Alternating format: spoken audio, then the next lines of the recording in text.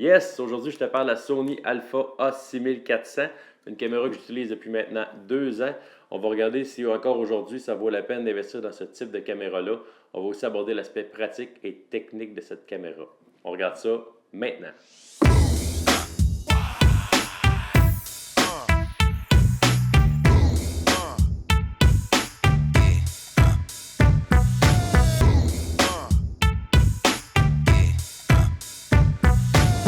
Bon, la technique, comme vous avez pu voir, c'est une caméra qui est quand même très compacte. On parle d'un capteur APS-C. L'avantage des capteurs APS-C, c'est qu'ils sont la moitié du prix des capteurs des caméras plein cadre. Mais il y a un contre. En basse lumière, c'est un capteur qui va moins bien performer. On va monter nos ISO pour augmenter la luminosité de notre image. Et puis, ce qui va arriver, c'est que environ à 3200 ISO, la caméra va commencer à mettre du grain dans l'image et c'est moins beau à l'œil. Comparé aux caméras plein cadre, qu'on n'a pas de problème à dépasser souvent les 8000 ISO.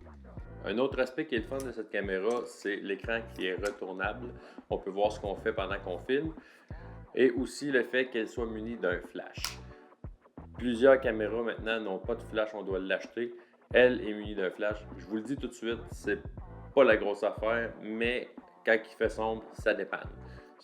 C'est pas les plus belles photos, mais ça dépanne. La caméra a selon moi deux défauts majeurs, c'est qu'il n'y a pas de stabilisateur interne à l'intérieur.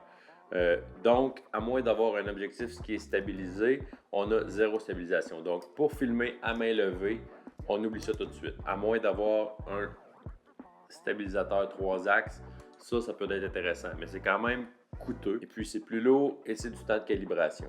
Et c'est pas tout le monde qui est habitué de travailler avec ça. Et l'autre défaut, c'est au niveau des entrées. On a une entrée pour un micro, c'est quand même indispensable de nos jours parce qu'on sait que les micros des caméras ne donnent pas un bon son, à l'exception qu'elle n'a pas de micro de sortie d'écouteur. Donc, on ne peut pas écouter en temps réel le son que la caméra enregistre. Ça va être seulement lors du transfert sur un ordinateur qu'on va pouvoir savoir de quoi le son il y avait de l'air. C'est quand même important de savoir si on enregistre du bon son. Par contre, il y a plusieurs micros que de nos jours, ils vont mettre sur le micro même, des shotguns ou des micros sans fil. Il va y avoir une prise pour les écouteurs pour savoir si on a du bon son. Donc, dépendamment du micro que vous avez, ça peut être une problématique ou pas. À part ces deux gros défauts-là, qui sont quand même palliables avec un stabilisateur ou un micro adapté, la caméra est quand même très pratique. Je l'ai adoré, j'ai fait beaucoup de belles réalisations avec. En photo aussi, il s'agit d'avoir un bon éclairage, ainsi qu'en vidéo. Pour la vidéo de trépied, là, c'est parfait. Tu n'as pas besoin d'avoir un stabilisateur, tu peux t'en sortir. Sinon, il y a sa grande sœur, la A6600. La A6600, c'est la même caméra, à l'exception qu'elle a un stabilisateur interne et elle a une prise d'écouteur. Pour une différence de 750 $ canadiens entre les deux caméras, on peut avoir la A6600.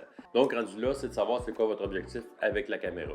C'est une très bonne caméra pour commencer. Savoir si vous aimez ça, c'est moins cher que la A6600. Et encore là, elle a quand même un bon prix de revente. Si vous n'aimez pas ça, vous en débarrassez. Si vous aimez ça, vous pouvez soit upgrader vers un stabilisateur ou tout simplement changer la caméra. Pour conclure, comme j'ai dit, c'est vraiment une bonne caméra qui peut créer des belles vidéos et des belles photos. Il faut juste savoir comment s'en servir. Et si vous voulez en apprendre plus comment réaliser des vidéos extraordinaires, je vais laisser un lien dans la description, l'Académie FOTG. Ils vous prennent de A à Z et ils montrent comment créer des vidéos. Ils ont des formations extraordinaires. Ciao!